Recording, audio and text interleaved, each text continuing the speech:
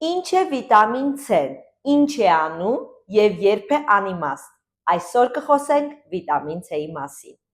Ամեն հիվանդանալուց մենք մեր ձեռքը մեխանիկորեն ձգում ենք դեպի վիտամին C, բայց արդյոք ճիշտ ենք անում։ Վիտամին C-ն նույն ինքը ասկորբինաթթուն ջրալույծ վիտամին է,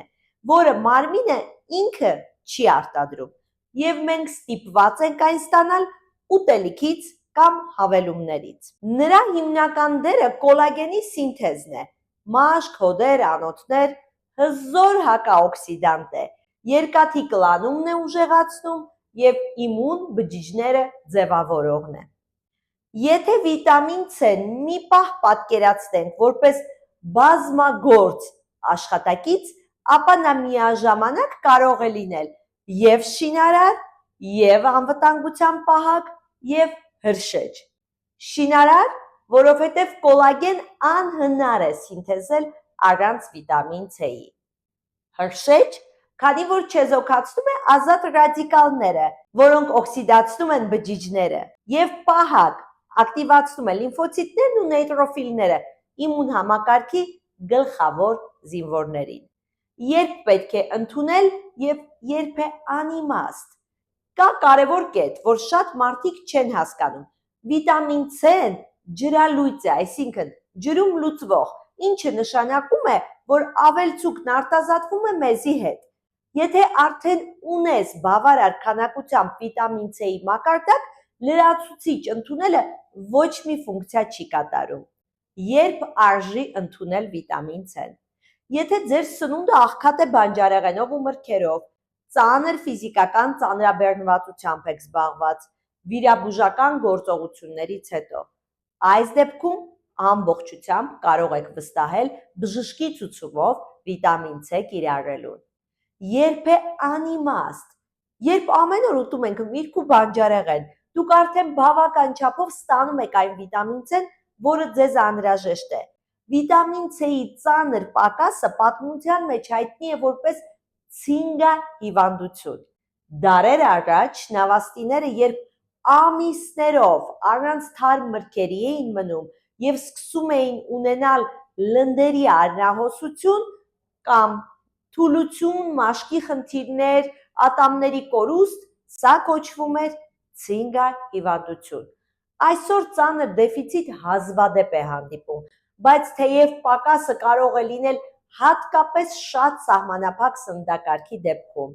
ծխողների մոտ, ալկոհոլ չարաշահողների մոտ, աղիքային որոշ հիվանդությունների ժամանակ, երբ վիտամին C-ն չի ներծծվում։ Հիմա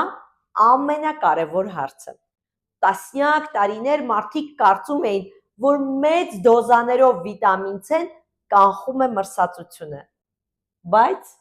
գիտությունը ավելի զուսպ է պատասխանում այս հարցին։ Հետազոտությունները ցույց են տալիս, որ սովորական մարդկանց մոտ վիտամին C-ի ամենօրյա օգտագործումը հիմնականում չի կանխում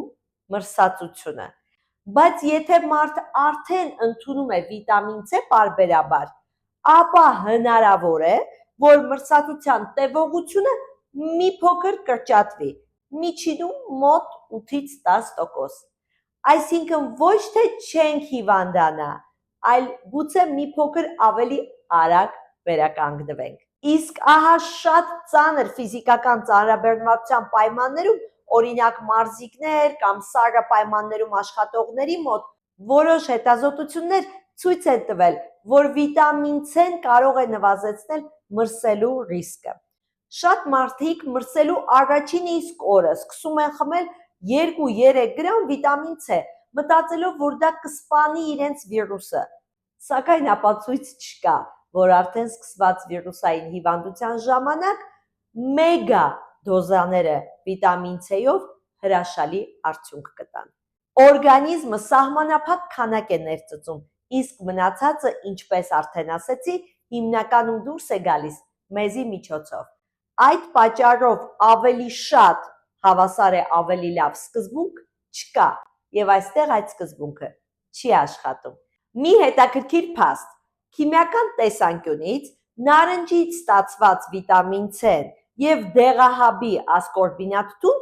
նույն մոլեկուլն են, բայց եթե մենք կիրառում ենք ամբողջ մթերքը մեկնարինջ, այն ունի նաև ֆլավոնոիդներ, մանրաթելեր եւ այլ հակաօքսիդանտներ, որոնք միասին կարող են ավելի օգտակար ազդեցություն ցուցաբերել։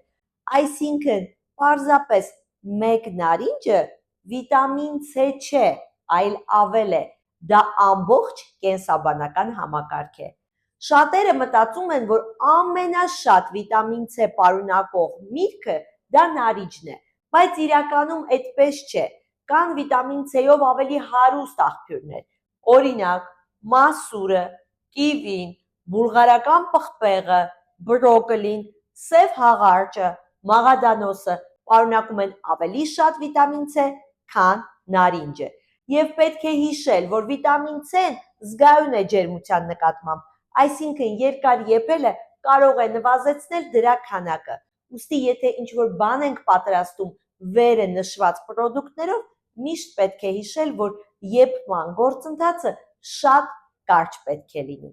Այսքանը որպես մաս առաջին, մաս երկրորդի համար հետևիր իմ YouTube-յան էջին եւ իմացիր ամեն ինչ դեղերի մասին գիտահեն մոտեցումներով։ Առողջ եղիր։